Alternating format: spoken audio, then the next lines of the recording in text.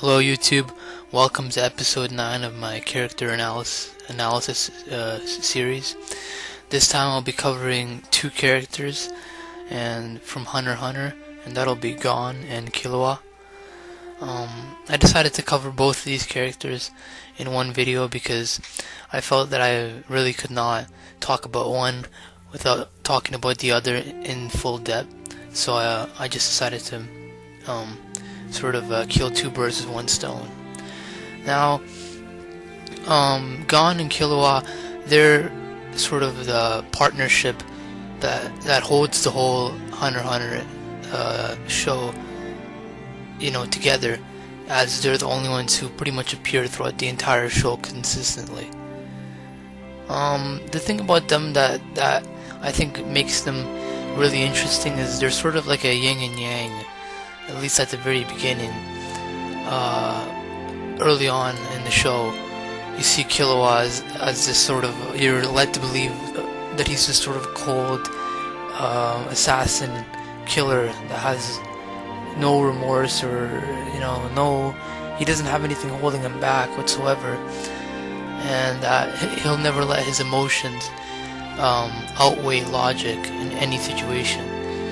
But as the show goes on, and as his friendship and his attachment for Gon grows, you kind of see that they start to flip the switch a bit, and by later on in the Chimera Ant arc, you see Gon has gone into a completely separate state of mind where he's actually this merciless sort of bloodlusting killer, and that he's willing to take years out of his own life or out of his own energy in order for him to accomplish his goal and get his revenge.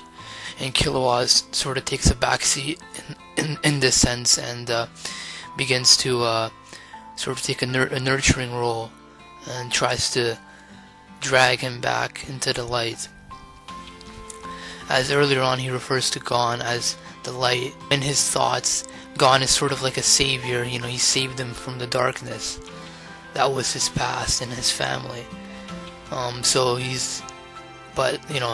it came a time where Killua attempted to become Gon's savior. But the thing is, Gon as a character, I feel that he's kind of psychotic in a way, because he is really a completely scary character, but at the same time just absolutely so well written, because you see these sort of seeds of pure selfish desire to continue on with whatever his mind tells him, and he's willing to put himself in danger, and he's even willing to put others in danger. But the thing that makes Gon different from other characters that I've seen that make similar decisions is just this sort of questioning that I had to do as a viewer, whether what I was seeing out of Gon was actually a completely just well-planned sort of hostage situation that he had with Killua and Bisky and all the other people that he was close to, or was Gon just so genuinely pure and so conflicted that he had two sides of himself fighting within him to gain control, and that was just his pure rage, and then the normal sort of innocent happy-go-lucky Gon that we've seen. But I find it way more interesting to think that Gon is actually psychotic and has been completely insane the entire show, and it's just we've been sort of conditioned as a viewer, as we spend more time with him, to naturally view him as some sort of beacon of light, and because we're told that he is exactly that.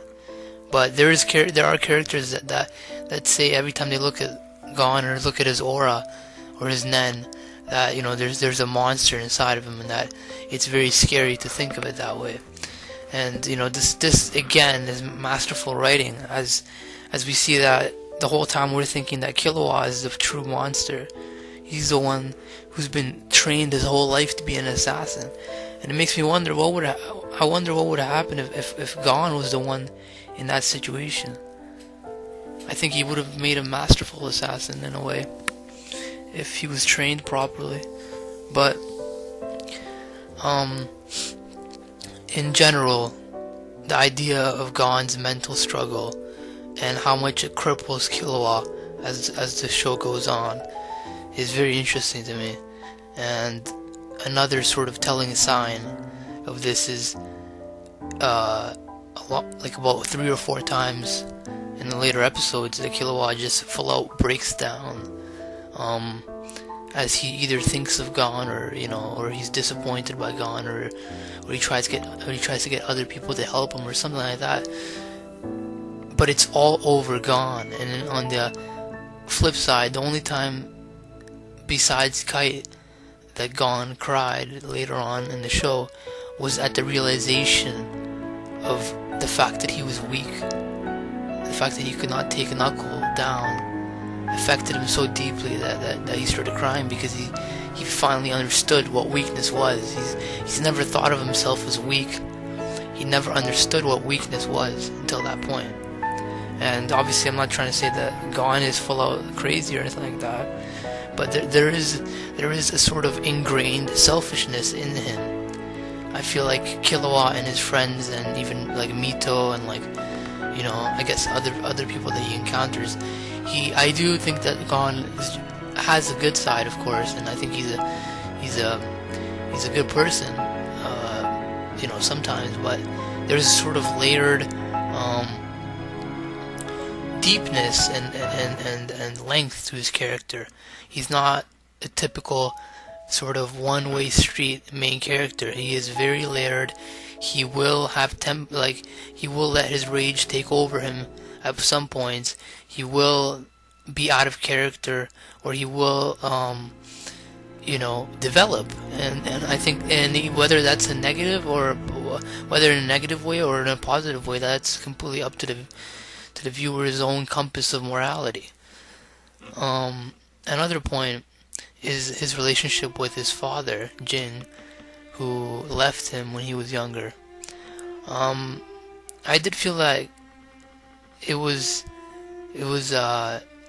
nice to see that Gon had not gone down the typical sort of like, oh, I hate him road, and actually wanted to meet him, because he thought to himself, hey, if he left me in order to be a hunter, I mean, being a hunter must be just the greatest thing ever. Like, what could it possibly be that made him abandon me, unless it's like this great thing? And once again, I think that plays into the childish ego that Gon has, where being a hunter must be great, or else he would just never abandon him. It's sort of like a mixture of ego and a sort of a reach. He's reaching his hand out to Jin in a way, and reassuring himself that he did not abandon him for no reason. He abandoned him because of a greater goal, because something that was even greater than God himself. And that's kind of it's sad, but it's also it's very cool, because it's a different perspective. Every time there's a different perspective about something. It's always interesting to see how it works in the structure of the story. Now, moving on to Killua's main relationship, I think that his relationship with pretty much every member of his family is interesting. His older brother Illumi is he's also another one of my favorite characters in the show, because he's just so batshit, absolutely insane, but he does care for Killua deeply, extremely deeply, actually, to the point where there's one scene where Hisoka asks if he could kill him, and it's very well animated and everything, but he just loses his shit over it, and he threatens Hisoka that he will kill him right there on the spot that they were at. So it's a twisted love, but there is a love there. And then his mother, Killua's mother, the one who she like celebrates anything, like any negative action Killua would take against her, because she sees it as him growing up and being one step closer to fulfilling his destiny of becoming the head of the family. And then his sister, or like originally he was a boy, but he dresses as a girl, and I think even addresses himself as a girl. So, and Killua does too, out of love that he has for his sister, that the rest of his family does not share because of her dangerous power. Through all this, especially through her, specifically his sister, we see a completely caring and nurturing older brother, similar to the way he would, in my opinion, similar to the way that his relationship with Gon is, where Killua is completely on this sort of caretaker mode, where he's willing to sacrifice his own personal comfort and his own personal anything that would benefit him in order for the other person to get along better. And that just shows the selflessness of Killua and the depth of the character's development throughout the show. Another event, that about Gon, I'm going to quickly talk about Gon, that showcases a lot about Gon, is his whole interaction with Palm originally. I mean, he's very calmly eases the entire thing down after Pam is like snapping, and he's able to totally stop her in her grasp. And Gon has this thing where when he's faced with a lot of pressure, he suddenly is able to come up with these really great plans, and he showcases sort of an intellect far beyond his regular everyday sort of goofy loose personality that we've come accustomed to. But I think that Gon, to a certain extent, is not really that way 100%. Obviously, we've seen very dark sides of Gon, and I think those hold a certain part of his inner being, much more than we might even be led to believe. But overall, these two, their friendship, their bond, is some of the most in-depth study of human relationships that could be showcased, that has been showcased in any anime that I've seen. The absolute bond, at least that Killua has towards Gon, and Gon too, obviously I'm sure he cares about Killua extremely, but it does seem that Killua is the one that really places an emphasis on Gon and his importance as an individual to him.